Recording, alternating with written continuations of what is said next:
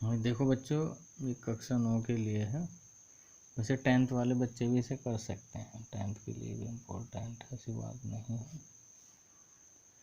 बहुपद यानी पॉलिनोमियल्स किसे कहते हैं? पॉलिनोमियल्स की डेफिनेशन सिंपल सी है, इसे इस तरह से लिख लीजिए, p x is equal to A x raise to the power N plus B x raise to the power N minus one plus C x raise to the power N minus two plus D x raise to the power N minus three, यानी p of x is equal to A x की घात n plus B x की घात N minus one plus सी x की घात N minus two plus D X की घात N minus three and so on. इसमें और भी आगे तक टर्म्स हैं।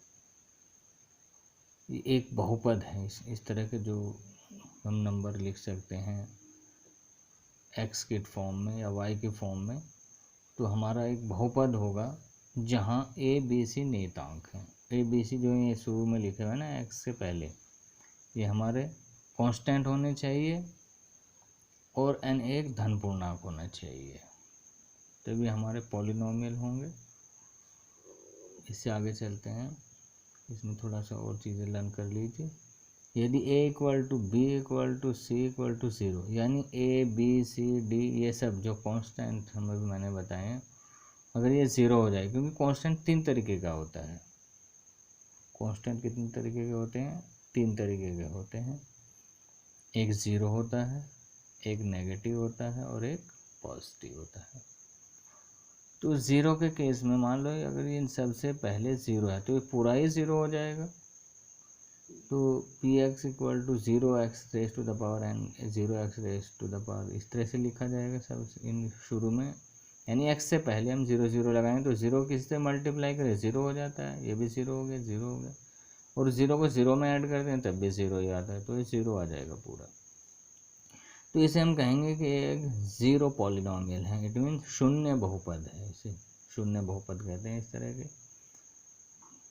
जो भी हमारा व्यंजक होता है, यदि इसमें a इक्वल टू अशून्य हो, यानी ज़ीरो ना हो, m लिख लीजिए या अशून्य लिख लीजिए, a ज़ीरो ना हो मीन्स ये है, बाकी सब ज़ीरो हो जाए, b c d and so on, ये सब अगर ज़ीरो हैं और a ज़ीरो नहीं है, अशून्य का मतलब ज़ीरो नहीं है, तो हम क्या लिखेंगे? P of x is equal to A x raise to the power N रह जाएगा, बाकी ज़ीरो हो जाएंगे सब। ज़ीरो को लिखने की ज़रूरत नहीं है यहाँ, ज़ीरो को इसमें ऐड करेंगे तो यही आ जाएगा।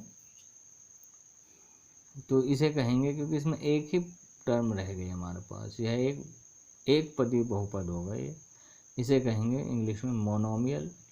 तो एक पदी है ये। कितने पद हैं इसमें? एक ही, इस पूरे को एक पद माना जाएगा। इसी तरह से यदि ए व बी अशून्य हो, ए भी ज़ीरो नहीं है और बी भी ज़ीरो नहीं है, तथा सी डी ये सब आगे ज़ीरो हैं, तो ज़ीरो ज़ीरो ज़ीरो हो जाएंगे, तो बाकी ये दोनों ही बचेंगे। हम ज़ीरो को किसी भी नंबर में ऐड करते हैं तो वही नंबर आता है। तो a x raise to the power N plus B x raise to the power N minus one. तो इसमें चूँकि हमारे पास दो पद है, एक ये है और एक ये है, तो इसका नाम हो जाएगा द्विपदी व्यंजक, या द्विपदी पॉलिनोमियल बहुपद, इसको इंग्लिश में कहेंगे बाइनोमियल। इसी तरह से फोर्थ केस चलता है हमारे पास, यदि ए बी व सी अशून्य हो, मीन्स ए ज़ीरो नहीं है, बी ज़ीरो नहीं है, सी ज़ीरो नहीं, अशून्य का मतलब ज़ीरो ना हो ये तीनों, बाकी डी ज़ीरो हो जाए, जैसे हमारी डेफिनेशन ये मैंने लिखी हुई है, जनरल है ये, बहुत इम्पोर्टेंट है। ये आपका बहुपद का स्टार्टिंग है, शुरुआत है यहाँ से। अगर इसे पढ़ेंगे तो आगे इजी होता चला जाएगा, इसे नहीं पढ़ेंगे तो आगे टफ होता चला जाता है। फिर कुछ चीज़ें आसान लगती है, कुछ फिर भारी हो जाती है, और वो ऐसी होती हैं कि वो सॉल्व ही नहीं हो पाती।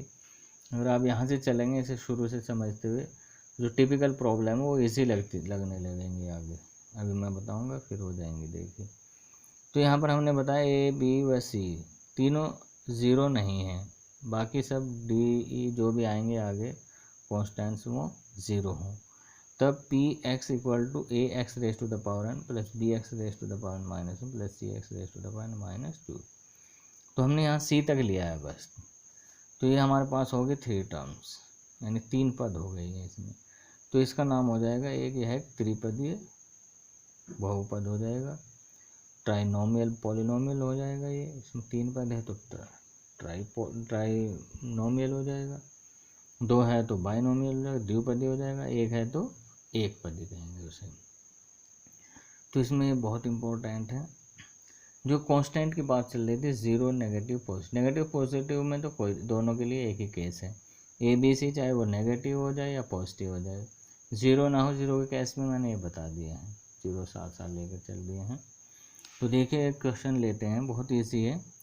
निम्न में से एक पदी, द्विपदीय, त्रिपदीय बहुपद छांटिए। फर्स्ट पार्ट है हमारे पास ax² + bx, सेकंड है 3x⁴, थर्ड है 5x + 6, फोर्थ है 6x³ + 5x - 3, फिफ्थ है -5x² - 7x।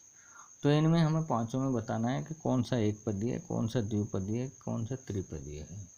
ज़्यादातर त्रिपदीय रहते हैं, जैसे 4 पदीय भी होता है, n टर्म्स तक होते हैं।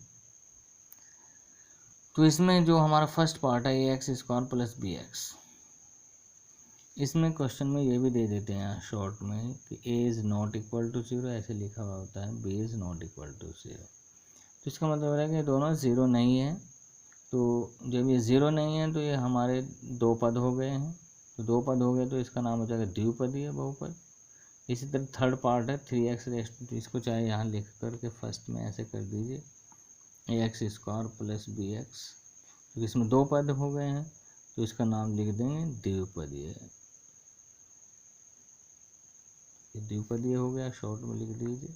वीडियो लंबी ना हो इसलिए मैं शॉर्ट कर रहा हूँ थोड़ा सा। वीडियो ज़्यादा लंबी ना हो इसलिए मैं पहले लिख देता हूँ, वरना लिखने में काफ़ी टाइम कंज्यूम हो जाता है। टाइम आपका कम से कम यूज़ हो और वो बेनिफिशियल हो जाए, इसलिए मैं पहले लिख देता हूँ। 3x⁴ है तो पूरा का पूरा एक काउंट होगा ये हमारा, क्योंकि इसमें बीच में प्लस माइनस नहीं है। जहाँ तक प्लस माइनस बीच में होगा तो वो टर्म एक मानी जाएगी, अलग हो जाती है वो। तो ये हो जाएगा हमारा एक पदीय, इसे कहेंगे एक पदी। एक पदी को एक पदी लिखते हैं, द्विपदीय को यह लगता है इसमें बाद, त्रिपदीय में भी यह लगता है आगे। इस तरह थर्ड पार्ट है हमारे पास 5x + 6, इसमें ये पूरा एक हो जाएगा, ये अलग हो जाएगा दूसरा, ये द्विपदीय होगा, ध्यान रखिए। चाहे उसमें ये x हो या ना हो दूसरे टर्म में, लेकिन वो प्लस माइनस के बीच में आ जानी चाहिए। तो ये इतनी अलग हो जाती है कि ये अलग हो जाती है, पावर कितनी भी हो उससे कोई फ़र्क नहीं पड़ता है। 6x³ + 5x - 3 ये है। तो इसमें 3 टर्म है, 1 2 3, तो ये हो जाएगा हमारा त्रिपदीय। इसी तरह आप फिफ्थ जो है -5x² - 7x, मैंने सब अलग अलग एग्जांपल ले लिए हैं जिससे आपको कभी कोई प्रॉब्लम ना हो। हमने कहा कि बीच में होना चाहिए प्लस माइनस, तो ये पूरा का पूरा एक माना जाएगा और ये बाद का एक माना जाएगा। तो ये हमारे 2 पद हुए बस सिर्फ, ये हो जाएगा द्विपदीय। बाइनोमियल, द्विपदी को बाइनोमियल कहते हैं, एक पदी को मोनोमियल कहते हैं। ये बाइनोमियल है, ये ट्राइनोमियल है, ये आपका बाइनोमियल है। तो इन्हें ध्यान से कर लीजिए। और बच्चों हमारा जो ये चैनल है इसे सब्सक्राइब भी करते रहिए, लाइक करते रहिए। बड़ी उम्मीद करता हूँ मैं आप लोगों से। बहुत अच्छा, शुक्रिया बच्चों, खुश रहो आप हमेशा।